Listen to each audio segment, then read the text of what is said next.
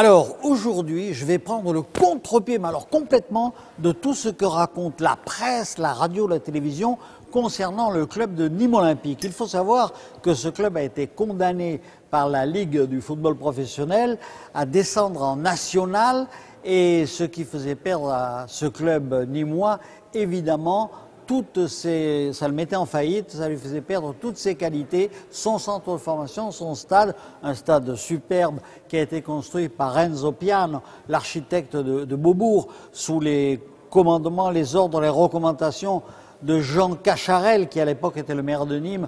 Donc un beau stade, bien entretenu, un centre de formation formidable qui a déjà sorti plein de joueurs, et puis surtout l'âme de ce club.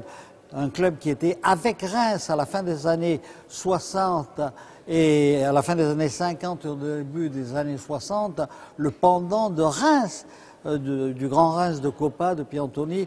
Eh bien, il y avait, de Fontaine, il y avait à Nîmes une équipe formidable qui terminait toujours ou presque deuxième derrière Reims et qui avait de grands joueurs comme Mujlaki, certains s'en souviennent, qui est venu ensuite au Racing, comme Constantino, comme Akesbi Skiba, qui était un duo d'attaque formidable. Moi, je connais bien ce club pour y avoir joué en cadet et en junior, et ça me faisait une peine terrible de le voir descendre en national. Alors heureusement, on s'est aperçu que c'était deux margoulins, deux malotrus, deux malandrins qui avaient tout préparé et qui avaient tout. Ce sont eux qui ont triché, mais ce ne sont pas les joueurs, ce n'est pas l'entraîneur, ce n'est pas le club dans son ensemble. Ce sont deux types dont un est mis en examen pour une autre affaire.